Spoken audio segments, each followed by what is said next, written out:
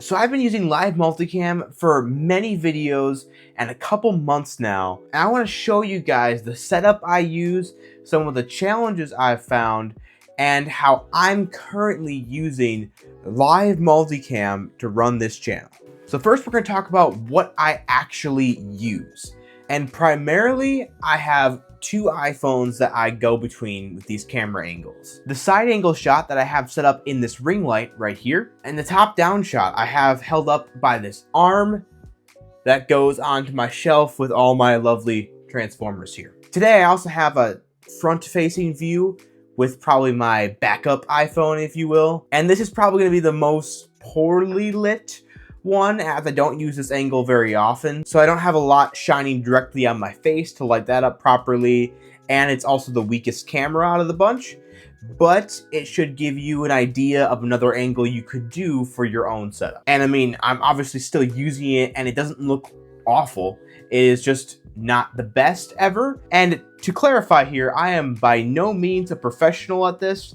I am figuring things out. I am not a professional color grader, as you will learn by my process here a little bit. I didn't take hours of classes on how to best use these devices for these scenarios. I am learning things off YouTube. I'm learning things by experiencing them and trying things out, but I hope I can help you guys out there save some time in your own setups. So now you know what angles I use.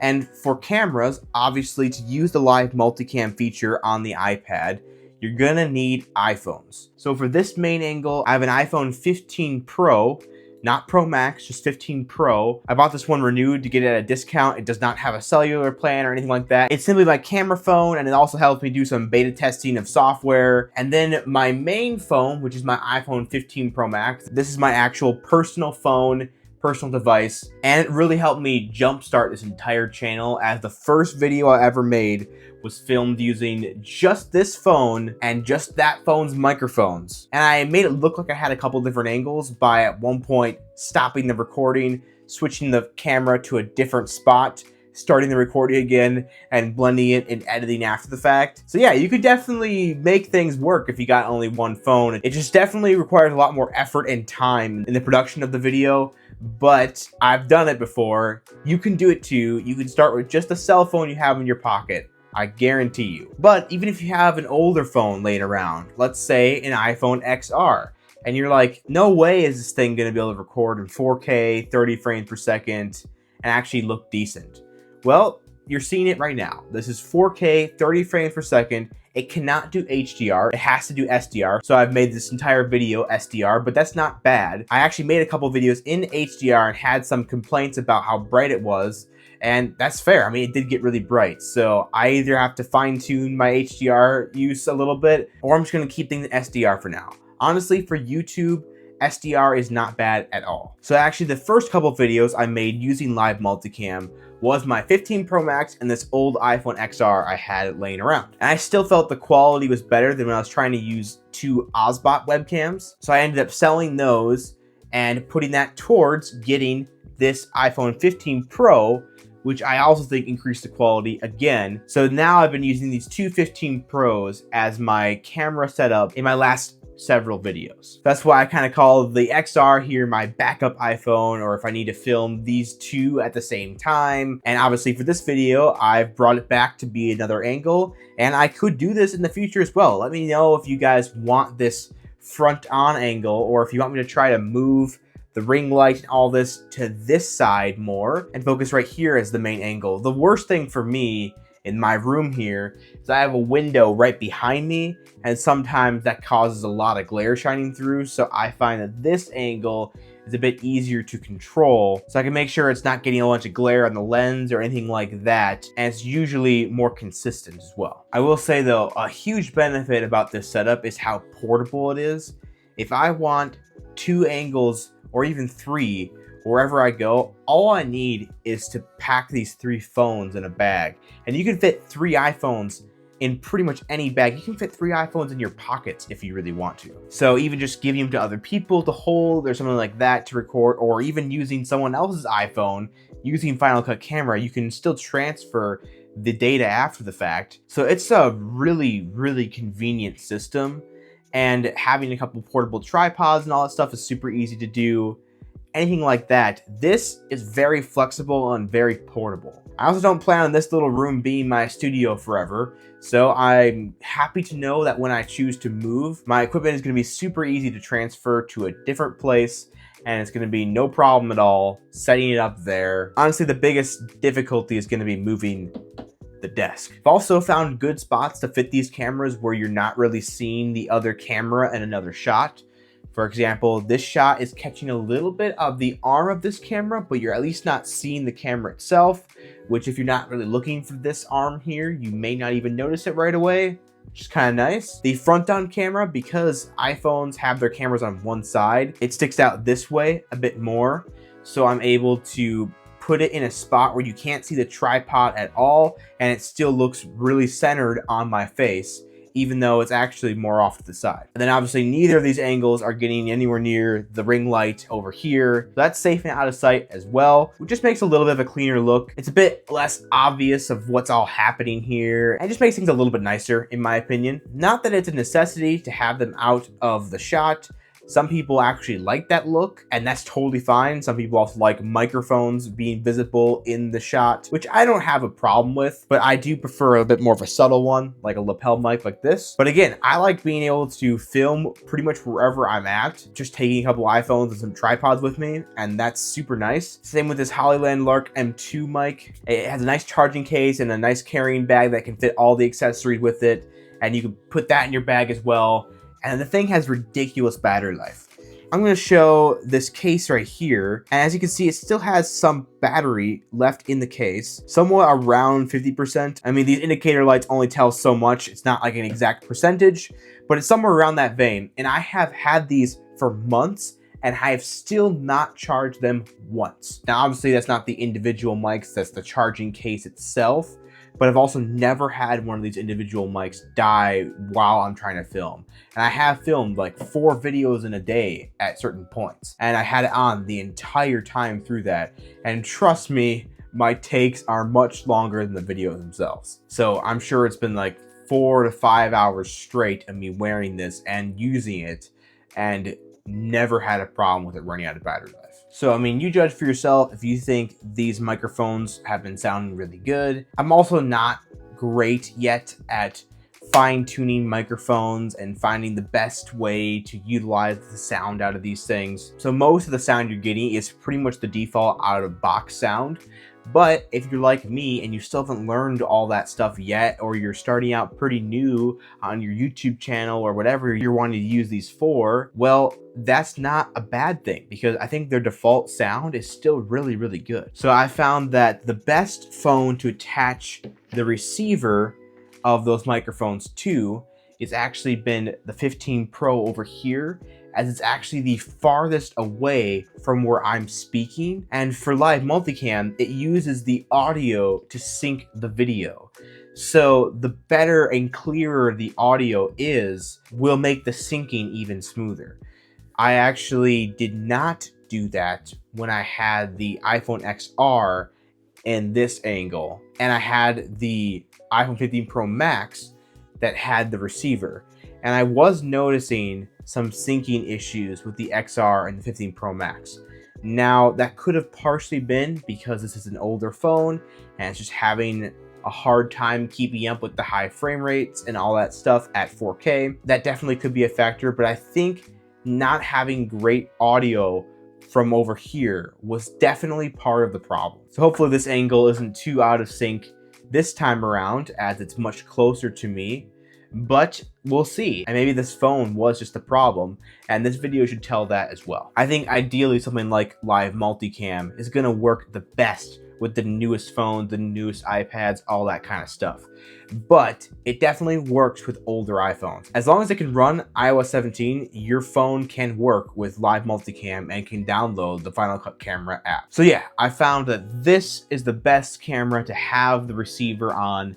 It works really well, and I can clearly see the indicator light of which mode I'm on, whether it's noise canceling or not noise canceling, green or blue respectively. And even if the top down angle ever gets slightly out of sync, it's a lot harder to tell because you're not watching my lips move, versus this angle. So I think your primary shot should always have the receiver, or maybe the one that's furthest away. Whichever one makes the most sense in your setup. That's what I've been experiencing, and that's what I'm prioritizing, is watching my lips move on this angle. As in my typical videos, this is the primary shot you'll ever see my face in. So there's also a few things that I wasn't sure of when starting to use live multicam that I found out the hard way, and some of it was kind of disappointing, some of it made sense, and I'm gonna let you guys know what they all are, so hopefully you don't have to make the same mistakes I did. The first thing was thinking that I could just start this live multicam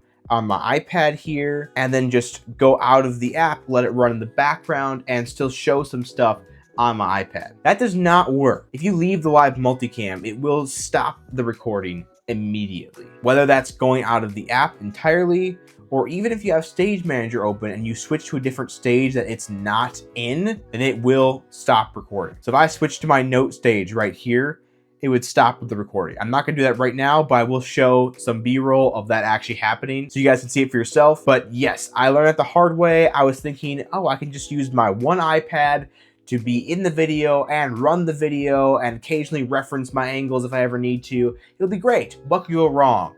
That went wrong.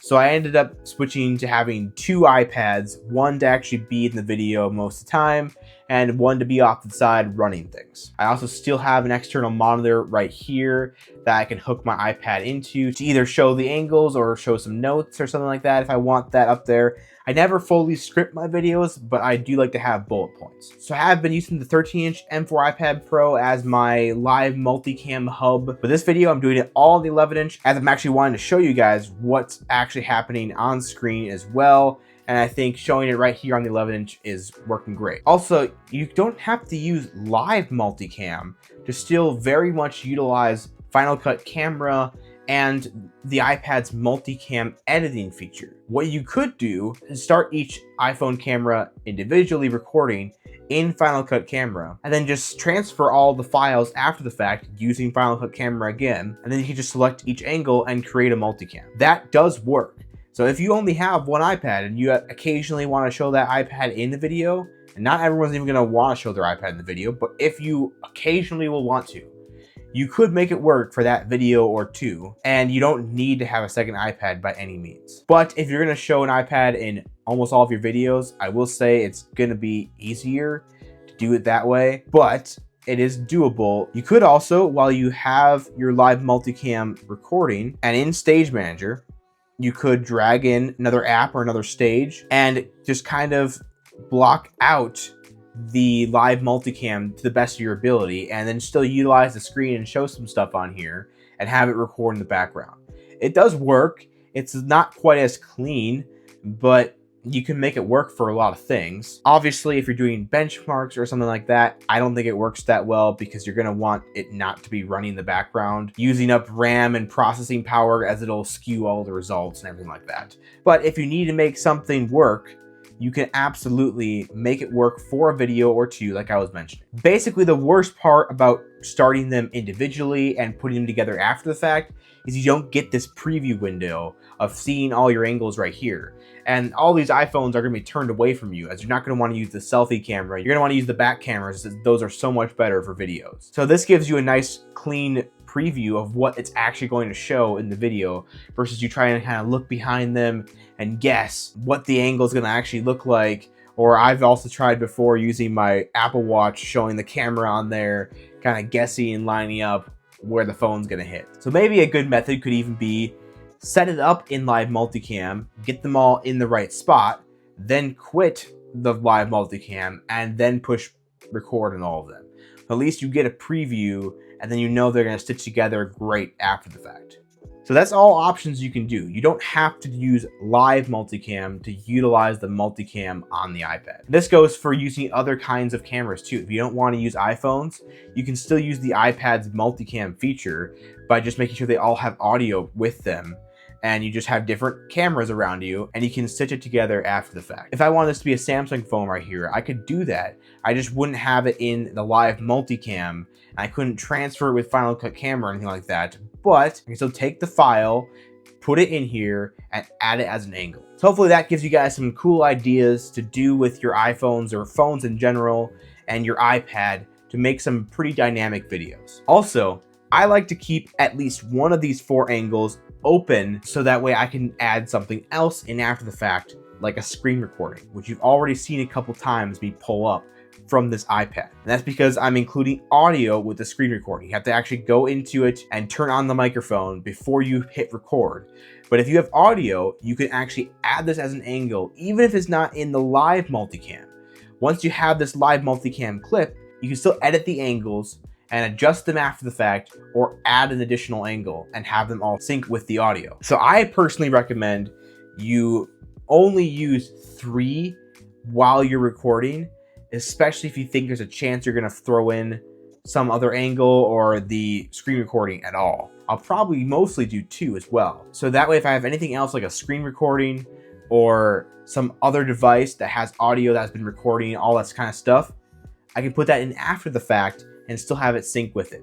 Even if your clip is longer or shorter than the live multicam, it will still sync all the parts that are the same, and you can still have that angle for those moments. And right now, the iPad is limited to 4 angles. So just keep that in mind in all your video making out there. I mean, I think 4 angles is pretty good. I don't really think you're gonna need a lot more than that, but it's definitely something to keep in mind.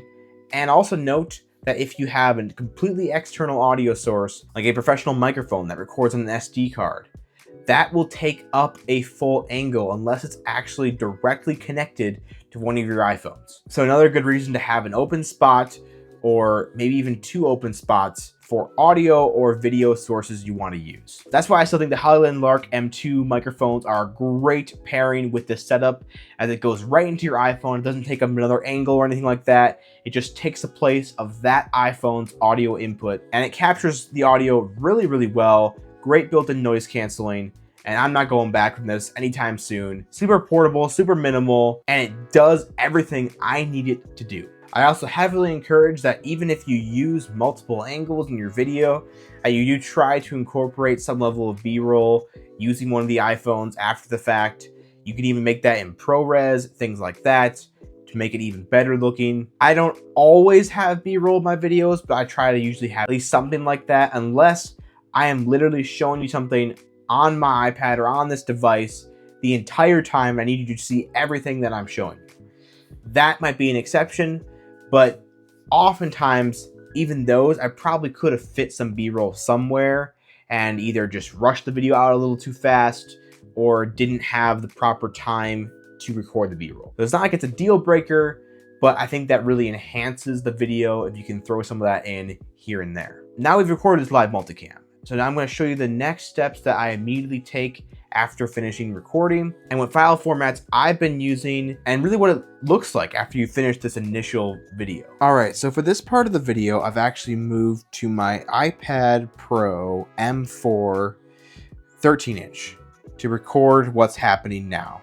So hopefully this works well. I don't really use this camera too often, so I don't have firsthand experience with how well this is gonna appear, but we're gonna do our best with it and it should get the idea across. So first up, we're going to hit done. Now it's going to ask you if we want to transfer the files now or later. I usually pick now, but that's only because I've been recording these in HEVC, not ProRes. If you're doing ProRes, you're not going to want to transfer that now. You're going to want to wait till you can get these things hooked up to external SSDs, transfer them that way, or you're going to be here for a long time, unless it's a very, very short clip. But I'm going to hit transfer now. And as you can see, all of these are beginning their transfer. You can look at more details by hitting the arrow here. If this had multiple clips, it would show them here. And it shows what iPad it's connected to or what device it is, how strong the signal is, and obviously the progress right there. You can also see the progress on the iPad itself by tapping this button. As you can see, here's the multicam clip. And then if you hit the down arrow, you can see each individual camera angle and how far along it is. The iPhone XR always takes the longest. which is part of the reason I upgraded to the 15 Pro. But I think that's mostly because its Wi-Fi chip is not as good. It just doesn't have as strong of a connection to the iPad, and it's just older. Everything about it is going to be a little bit slower. So I have mercy on it, but that is definitely a factor to consider. So yeah, we went for about an hour with that recording. Like I said, I don't script my videos, and I make mistakes, I stutter, I do all sorts of things like that. So I have to retake or re-say things all the time, and that makes a lot more cuts. That makes the raw footage a lot larger than the fully edited version. As you can see now, they're actually at 60% overall, and that's mostly because the two 15 Pros are almost done. The 15 Pro itself is almost at 90%, and the 15 Pro Max is at about 80%, while the XR is still not even quite at 25%. So yeah, we're going to be waiting on that one for a little bit still. And also just to point out, about an hour worth of 4K 30 frames per second SDR footage using the HEVC codec is 10 gigabytes, almost 11. As you can see, that's the same amount of gigabytes for each device because they're set to the same quality resolutions. And the 15 Pro just finished there. 15 Pro Max is not too far behind. All right, now we're just waiting on the iPhone XR. We're at about 33-35% progress there, and we're going to keep watching it until it is done. But why don't we look over here at the other phones? And this is what they look like now. They have no active transfers, and they're fully usable now at this point. And something I want to talk about quick while we're waiting on the last one is the software versions that these are running. So the 15 Pro is running the latest beta of iOS 18.0. As you can see, it's able to get the 18.1, but it is not on that, while the 15 Pro Max is on the latest beta of 18.1. So this is running the Apple Intelligence features, while this one is not. I did this because I wanted to compare how the stability of these two betas, although I've been finding the second beta of 18.1 to be really stable, so I might even jump my 15 Pro to that as well. But this iPhone XR here is just on iOS 17.6. So it's on the regular publicly available version right now. And all three of these can run Final Cut Camera very well and connect to this iPad, which is running beta 2 of iPadOS 18.1. So even though a lot of these are on different software versions, this is still working relatively well. And it looks like for some reason, this one is struggling here. Looks like I had a bit of an error. We're gonna see if it can keep going now. So yeah, again, older iPhone, it connects, it can work, but you're gonna have bugs like this. And it's also just slows down a lot more when running this software. It gets really, really hot. And that's just something you're gonna have to deal with. Even though theoretically, this is running a much more stable version of the software versus all the other devices. The iPad I'm recording this on is also on iPadOS 17.6, I think maybe .1 as well. So this is on the regular public version. And again, it's running everything just fine. No problems here. Actually, this latest beta of iPadOS 18.1 fixed a major issue with Final Cut Pro for me. And that was where I could not connect it to an external drive properly. It now properly will store files on an external drive if I want it to.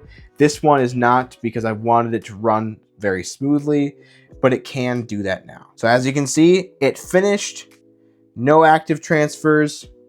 Everything is synced over now. So I'm going to stop this screen recording as well and drag this footage right on in. And there we go. We have our multicam footage. So you tap this multicam button and you can see each individual angle here. So if right about here, I want to cut to this one. There we go. Right about there. That's when I want to look at myself. Oh yeah, it's looking great. Let's go back. Let's go back to this one. Yeah.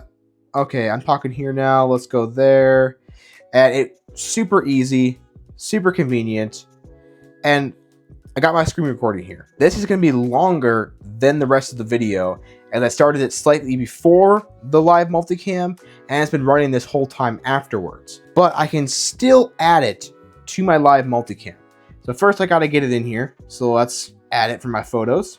All right, there it is. That's a long screen recording. Okay, so then we go to edit angles, add an angle, and as you can see, it opens up a spot right here. As I take this clip and put it right in there, I'm just gonna line it up at the beginning, even though it's not quite synced. As you can see, the waveforms aren't a perfect match yet, but let's hit sync and see how it does it. It's going to take a second as it's resyncing everything together with this new angle, but it will get there. And there it is. And as you can see, it's a bit before this all starts. Let's hit done. And just like that, it keeps all of my previous cuts that I still had in here, but it adds another angle that I can go between. So when I'm right here, if I like this shot and showing the screen recording, there it goes. And I can cut back here, cut back there. Super easy. Really nice using this editor on the iPad. Now, as we get more towards the end here, this is also a longer clip. So I had to actually extend it out because it wasn't initially this long. But if you keep going past, all of these angles end, and then you only have this option, but the clip can keep going. And you can still have this clip shown even if one of them is longer or shorter. Any of that stuff works totally fine. What I'll probably end up doing is actually cutting it off when all the other angles stop, and then actually cut the clip itself in photos and have just that ending clip as a second angle to this recording I'm doing right now on the M4 iPad Pro, and make a second multicam clip and put that at the end. So we'll see how that turns out. But now you guys know the basic process that I go through every time I do one of these videos. So now I'm here using the front-facing camera of the M4 iPad Pro. Just to say a quick thank you guys for sticking around this long. I hope this in-depth review of Final Cut camera and the live multicam worked out really well for you guys. My process might be refined to some degree as I keep learning and moving on. I'm also, like I said, only using HEVC footage to figure out a good way to do ProRes footage with this system without having to spend too much money on SSDs and stuff like that.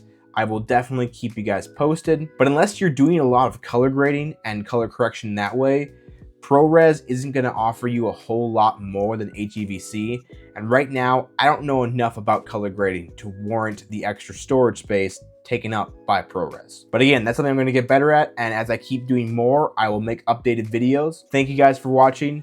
Please subscribe to the channel. I'm hoping for 5,000 subscribers before the end of the summer. I don't know if we're going to make it, but I'm still pushing for it. Let's do it. Let's get to 5,000. Tell all your friends, and like this video, comment below, share it, definitely share it. More people need to see this. You can start your own channel, you can start recording your own mini movies. All of that has become so much easier thanks to the iPad and iPhones and all of this continuity that they have. Really cool stuff. If you're curious about any of the equipment I showed here, all of it's linked below.